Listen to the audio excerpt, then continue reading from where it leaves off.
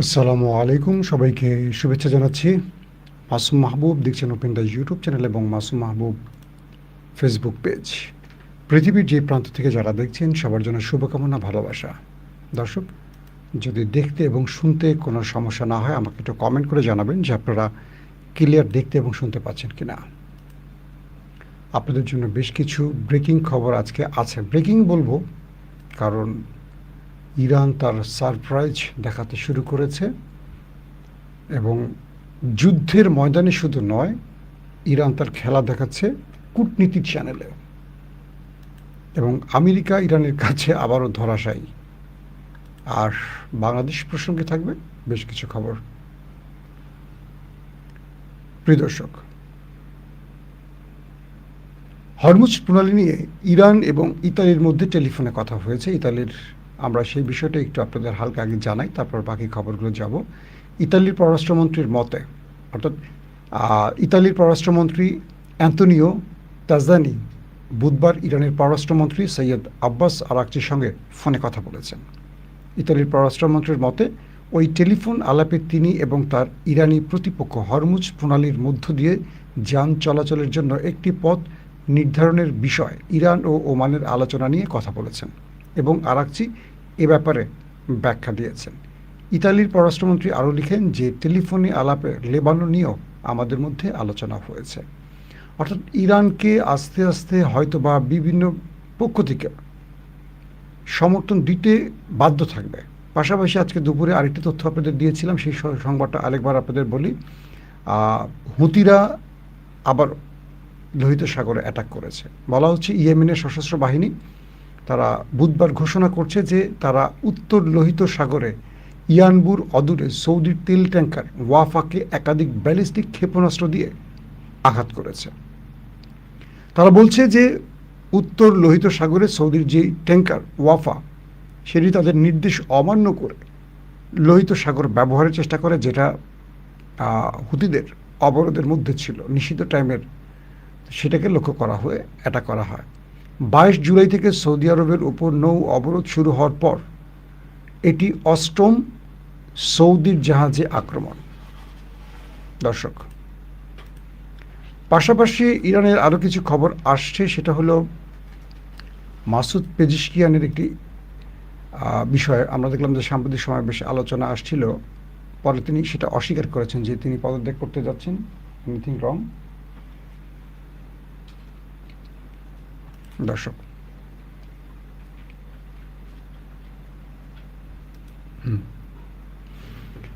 মূল খেলাটা হচ্ছে কোথায় আসলে। আমেরিকা যখন ইরানের সাথে দ্বিতীয় দফা যুদ্ধের জন্য এসছিল, তখন আমেরিকাকে ইসরায়েল এইটুকু ভরসা দিয়েছিল যে তারা এই যুদ্ধে জয়লাভ করবে এবং এই যুদ্ধ জয়লাভের জন্য আমেরিকা তার পুরো পরিকল্পনা সাজিয়ে মধ্যপ্রাচ্যে প্রবেশ করে। কিন্তু ইরান ততক্ষণে আমেরিকার টোটাল গেম প্ল্যান পরিবর্তন করে দেয়। কীরকম? মধ্যপ্রাচ্যে পূর্বের যে অ্যাটাকের ধরন ছিল ইরানের, দ্বিতীয় ফেজে এসে ইরান তার মাত্রা পরিবর্তন করে। তো ইরানের প্রথম দফার আক্রমণটাকে আটকাবার জন্য পরিকল্পনা তৈরি করে মার্কিন, কি বলবো, তাদের যে সেন্ট্রাল কমান্ড, যুদ্ধ যারা মনিটর করছে বা যুদ্ধ যারা চালান তারা। কিন্তু ইরান দ্বিতীয় ফেজে এসে আক্রমণের পরিবর্তন আনে কীরকম? তাদের মিসাইলের পরিবর্তন আনে। তো এই মিসাইলগুলো যখন তারা পরিবর্তন আনে, মিসাইলের ধরন, গতিপথ, মিসাইলের অ্যাটাক পলিসি, তাদের প্রতিরক্ষা ফাঁদকে কি বলবো, ফাঁকি দেওয়া, সব কিছু। তো দ্বিতীয় দফা ইরান যেটি করে, প্রথমে মার্কিন তাদের যেই প্রতিরক্ষা সিস্টেম, তার আগে রাডার সিস্টেম ধ্বংস করে ফেলে এবং এই রাডার সিস্টেমগুলো যখন ইরান ধ্বংস করে তখন আমেরিকা বুঝে উঠতে পারছিল না কি হচ্ছে। এমন এমন মিসাইল মারে যে মিসাইলগুলো ইন্টারসেপ্ট খুব একটা সহজে করতে পারতো না।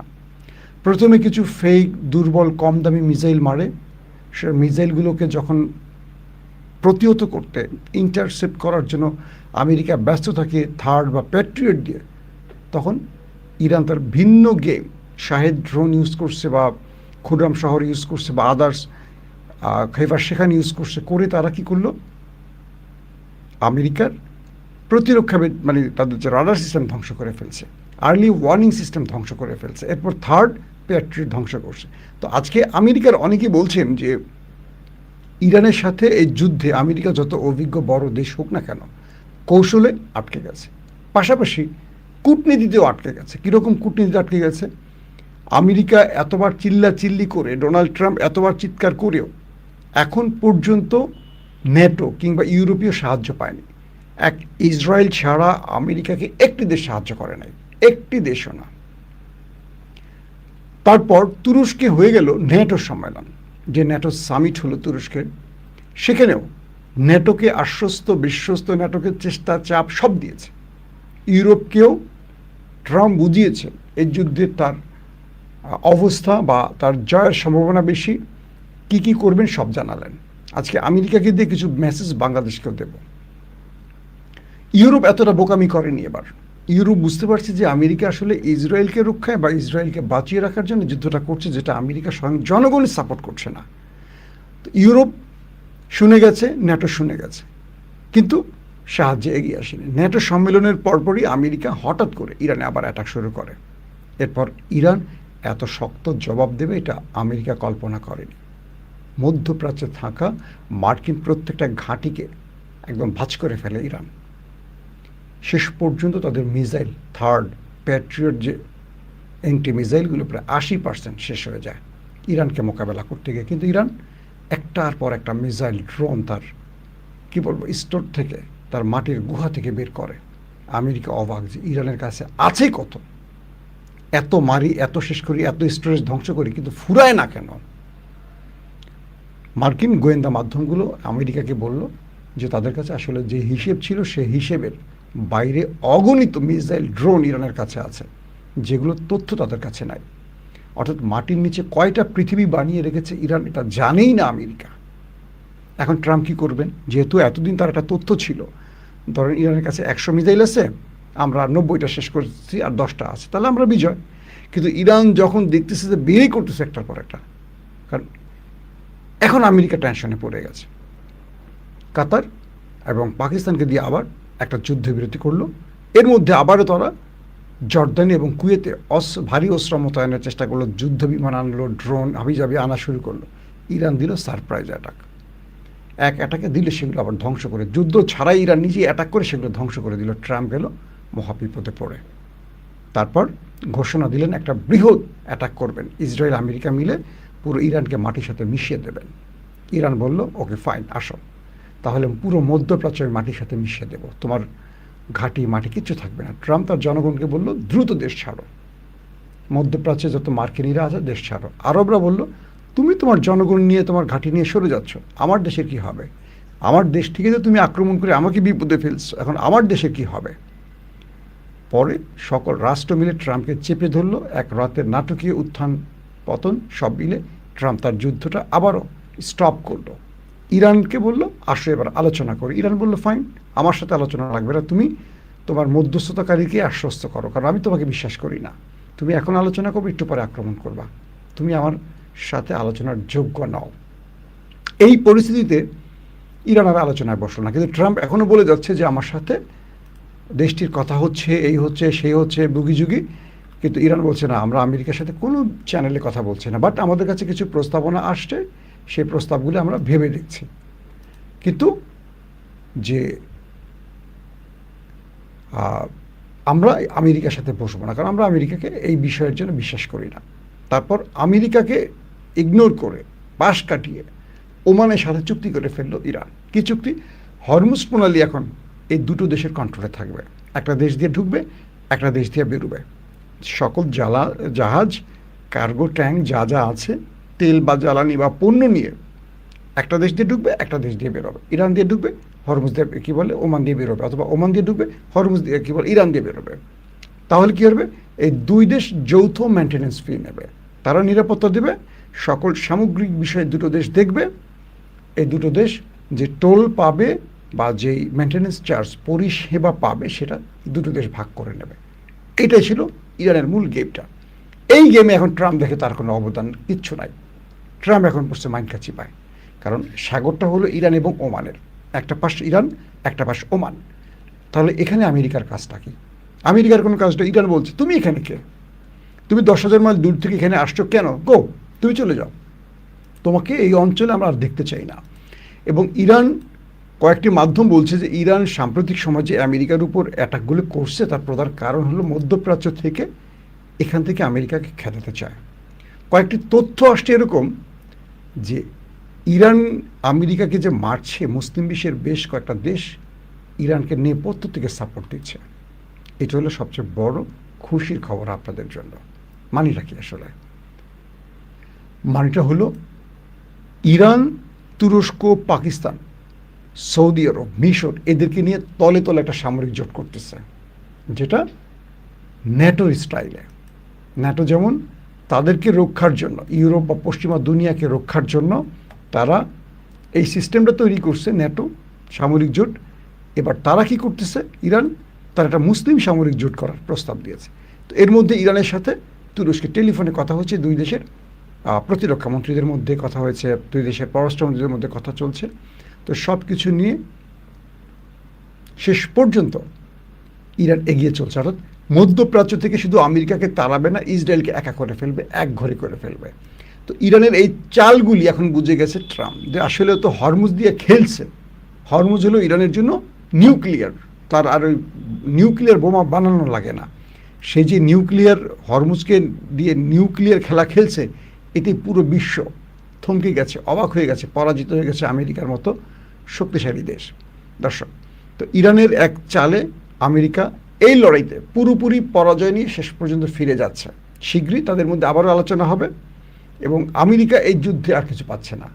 তবে ইরান আশ্বস্ত করছে আমেরিকাকে, 60 দিন আমরা কোনো পরিষেবা বা টোল নেব না, 60 দিন পর থেকে আমরা এটা নেওয়া শুরু করব। এখন আমেরিকার এইটুকুই অর্জন, ইরান 60 দিন নেবেন, এখন টোল পিটাবে।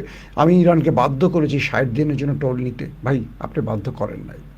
ইরান তো এই জন্মে কখনোই টোল নেয় নাই।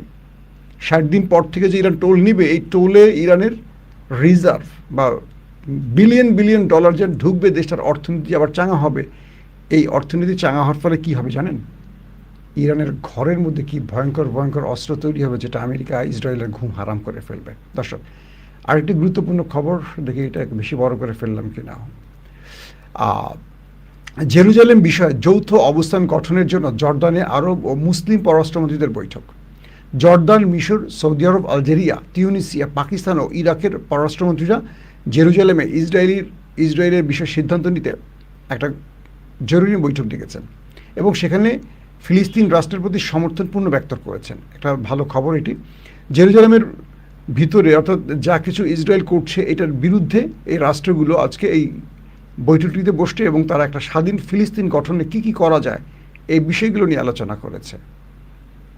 দর্শক, আসেন বাংলাদেশ প্রসঙ্গে এবার কিছু খবর দিতে চাই। আমি একটা ভিডিও আপনাদের দেখাই, দেখেন তো আপনাদের ভিডিওটা দেখতে ভালো লাগে কি না, আগে একটু বলে নেই। আচ্ছা, আপনারা বলেন তো বাংলাদেশের জুলাই এক দফার ঘোষককে, কমেন্ট করেন, আমি আপনাদের কাছ থেকে একটু কমেন্ট আশা করি।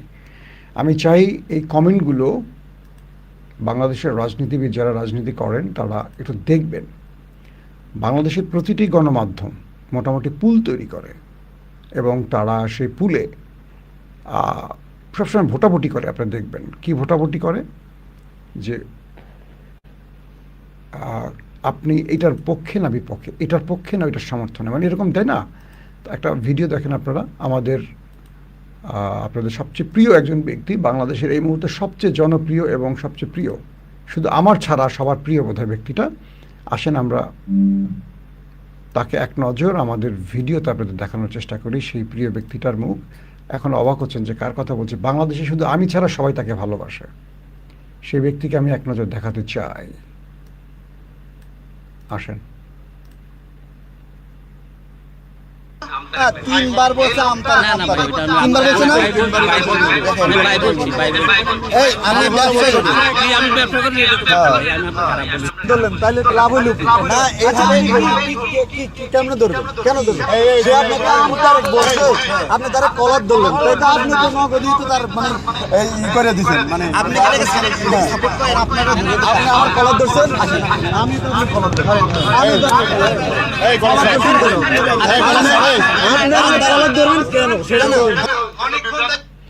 আপনাদের প্রিয় কিনা বলেন আমতারেক। এই বেটাকে একজন দেখে আমতারেক বলছে, তার কলার ধরছে আমতারেক। আরেকজন গিয়ে বলছে, ভাই আপনি তার কলার ধরলেন কেন? আপনাকে সে আমতারেক বলছে, আপনি তাকে একটা কিছু বলতে পারেন, আপনি কলার তো ধরতে পারেন না, আপনি তো তাকে শারীরিকভাবে হ্যারাস করছেন। সঙ্গে সঙ্গে তার কলার ধরছে আমতারেক, সে আবার আমতারেকের কলার ধরছে। এই লোক নাকি আবার আমাদের এখন সরকার দলের খুব পছন্দের লোক আমতারেক। আমাদের গণ অধিকার 3টা মাল জন্ম দিয়েছে, নুরুর, রাশেদ আর আমতারেক। 3টা মালই পচা মাল, এই 3টা মালই বিকৃত মাল, এবং এই 3টা মালকে যে কেউ টাকা দিয়ে কিনতে পারে। আর কিছু বলার আছে? আজকের জুলাইয়ের একটি ডকুমেন্টারি প্রদর্শনে আমাদের রাষ্ট্রপতি, আমাদের খুব প্রিয় মানুষ মেজর হাফিজউদ্দিন আহমেদ, তিনি প্রধান অতিথি হিসেবে গেছেন। স্বরাষ্ট্রমন্ত্রী ছিলেন, ইশরাক হোসেন ছিলেন, আখতার হোসেন, অনেকে ছিলেন। প্রোগ্রামটার উপস্থাপনা করছিল আমাদের রাজনীতির দিলদার রাশেদ। যখনই রাশেদ দাঁড়ায় ডায়াসে সবাই ভুয়া ভুয়া স্লোগান দেয়। ইন্টারেস্টিং ব্যাপার, জুলাই ডকুমেন্টেশন, সে জুলাই ডকুমেন্টেশনে আবু সাঈদের কোনো ছবি নেই, তথ্য নেই। প্রেসিডেন্ট দাঁড়িয়ে বললেন আবু সাঈদ হলো জুলাইয়ের প্রতিচ্ছবি। আবু সাঈদের ছবি নেই কেন এই ডকুমেন্টারি? এটা কোনো ডকুমেন্টারি হয় নাই। বললেন বেগম জিয়ারও কোনো ছবি ছিল না।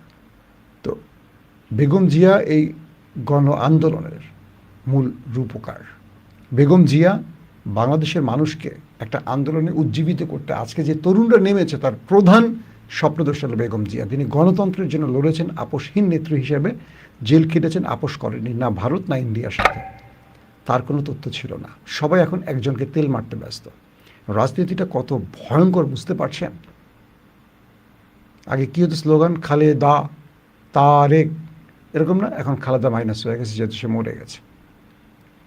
ওই ডকুমেন্টেশনে দেখানো হয় বাংলাদেশের যে জুলাই অভ্যুত্থানটা হলো, বিপ্লবটা হলো, তার এক দফার ঘোষক ছিলেন তারেক রহমান। এই ইস্যুতে ব্যাপক শোরগোল হয়, ভুয়া ভুয়া স্লোগান হয়, ধাক্কাধাক্কির অনেক ঘটনা ঘটে, ইশরাক ধমক দেয়, বিভিন্নভাবে পুরো প্রোগ্রামটা হসপস হয়ে যায়।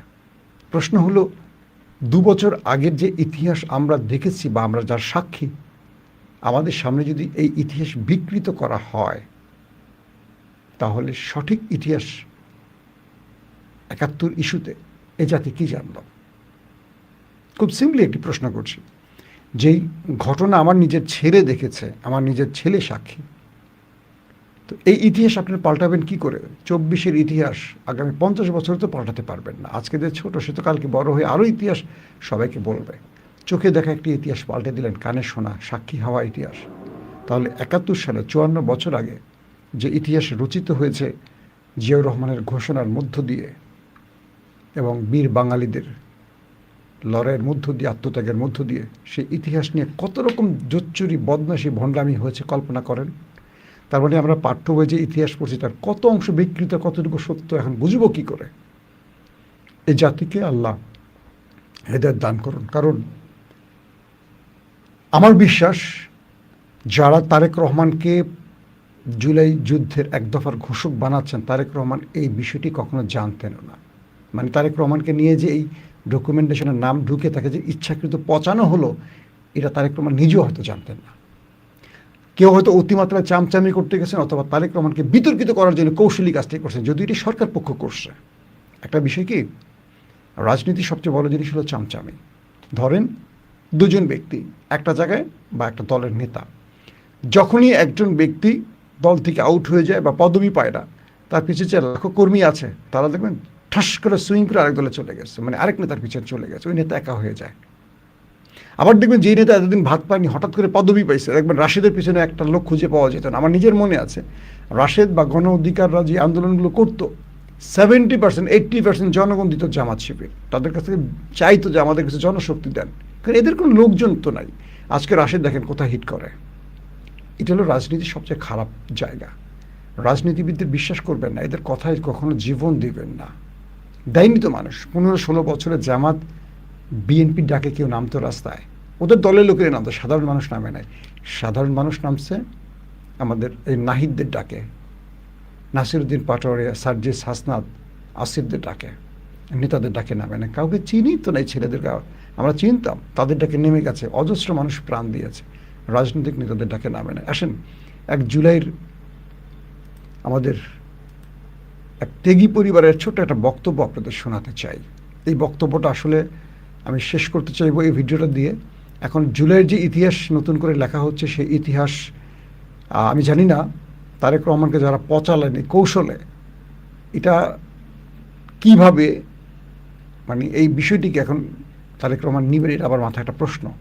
একটা দলে তিনি একটা ভাইটাল পদে ছিলেন, বা তিনি রাষ্ট্রের এখন প্রধানমন্ত্রী, তাকে মানুষ এইভাবে তার দলের লোকরা পচালো, এটা আসলে মানে স্বাভাবিক। আমরা এখানে আন্দোলনে এসে আমি আমার ভাই আরো আমাদের যারা জীবন দিচ্ছে, আমরা সবাই মাইল করছি দেশের জন্য। আমরা আর কেউ জীবন দিতে আসবো না, দেশের জন্য কেউ জীবন দিবেন না। আমি ছাড়া আমার মায়ের দুনিয়াতে এখন কেউ নাই। আমি এখন ঘর থেকে বের হলে আমার মা সবসময় ভয়ে থাকে, আমার মা সবসময় ভয়ে থাকে। কই আমি তো দেখি না আমার মায়ের পাশে দাঁড়ানোর জন্য কাউকে, বা আমার পাশের জন্য দাঁড়ানোর কাউকে আমি দেখি তো না। আমার তো একটা ভাই নাই, আমি তো ফোন দেই, কই আমার ভাই তো আর এখন ফোন রিসিভ করে না। আমার মা ফোন দেয়, আমার ভাইয়ের একটা ফোনের অপেক্ষা থাকে, ভাই কই, কাউকে তো দেখি না। সবাই সবার মতো সবকিছু নিয়ে ব্যস্ত। আমরা অনেক আশাবাদী নিয়ে জুলাই সনদের জন্য, গণভোটটার জন্য আমরা ছিলাম। আমাদের এগুলো আপনারা নষ্ট করেন না। একজন ভাই হারানো বোন কাঁদছে, যারা জুলাইয়ের লড়াইয়ের মাঠে ছিল, তার ভাই হারিয়ে গেছে সারা জীবনের জন্য। তার বোন কাঁদছে আর বলছে জুলাই ধ্বংস করে দিয়েন না। তারা গণভোট দিয়েছে, জুলাই সনদের বাস্তবায়ন দেখতে চান। রাষ্ট্র কোন দিকে হাঁটছে আর বিপ্লবীরা কোথায় গেছে, এই কথাগুলো বলতে আসলে ভালো লাগে না। কেন ভালো লাগে না জানেন? এই কথাগুলো হাসিনার আমলে আমরা বলতে বলতে তিক্ত বিরক্ত হয়ে পরে একদম থেমে গেছি, যে রাষ্ট্র যেদিকে যা যাক। এদেশের জনগণ যদি ঠিক না হয়, রাষ্ট্র কিভাবে ঠিক হবে? এত প্রতিশ্রুতি, এত ওয়াদা যদি বাস্তবায়ন না হয়, কি লাভটা হলো আমাদের? আজকে ইতিহাসের পাতায় পাতায় যদি বিকৃতি কিংবা অসচ্য মিথ্যা ঢুকে যায়, তাহলে সেই ইতিহাস লিখলে বা পড়লে কি লাভ এ জাতির? ক্রেডিট ছিনতাই করার রাজনীতি খুব খারাপ। বাংলাদেশের প্রতিটা মানুষ যে সত্য জানে, তার বিপরীতে দাঁড়িয়ে আপনি যদি একটা মিথ্যা ইতিহাস লেখেন, আপনি জাতির কাছে ভিলেন হয়ে যাবেন। 2 বছর আগে ঘটে যাওয়া প্রত্যেকটা ঘটনা মানুষের চোখের সামনে এখন জল করে ভাসছে। এর মধ্যে যদি আপনি আবার জাতিকে নতুন ইতিহাস শেখাতে চান, বোঝাতে চান, পড়াতে চান, জাতি আপনাকে সত্যবাদী না মিথ্যাবাদী হিসেবে চিনবে। এটা 54 বছর আগের মিথ্যা কোনো ঘটনা নয়। আপনি 71, আমি দেখিনি, আমার জন্ম হয়নি, আপনি যা বলেন আমি তাই শুনি। সত্য কি মিথ্যা কতটুকু জানি না। 24 তো আমি দেখেছি, আমার সন্তান দেখেছে। আশা করব একটা সুন্দর বাংলাদেশ গড়ার জন্য বাংলাদেশের সব পক্ষ এক হবেন। তারেক রহমান যে কথাটা বারবার বলেন, যে জুলাই অভ্যুত্থান বিএনপির না, কারো দলের না, সবার। এদেশের আম জনতা, মেহনতি মানুষ, শিক্ষক, ছাত্র, প্রত্যেকটা মানুষের ত্যাগের বিনিময় জুলাই। এখানে কোনো মাস্টার মাইন্ড নেই, তারেক রহমান বলছেন। অথচ দেখেন সেই দলের লোকরা তারেক রহমানকে পচাচ্ছে কীভাবে, ডকুমেন্টেশনে বিকৃত করে। আবু সাইদের ছবি নেই, বেগম খালেদা জিয়ার ছবি নাই এই ডকুমেন্টেশনে। এটা আমাদের জন্য লজ্জার। যারা নিজের ঢোল পিটাতে চান বা যারা নিজেকে ইতিহাসের হিরো বানাতে চান, মনে রাখবেন ইতিহাস কেউ নিজেরটা নিজে লেখে না, ইতিহাস লেখে অন্যরা।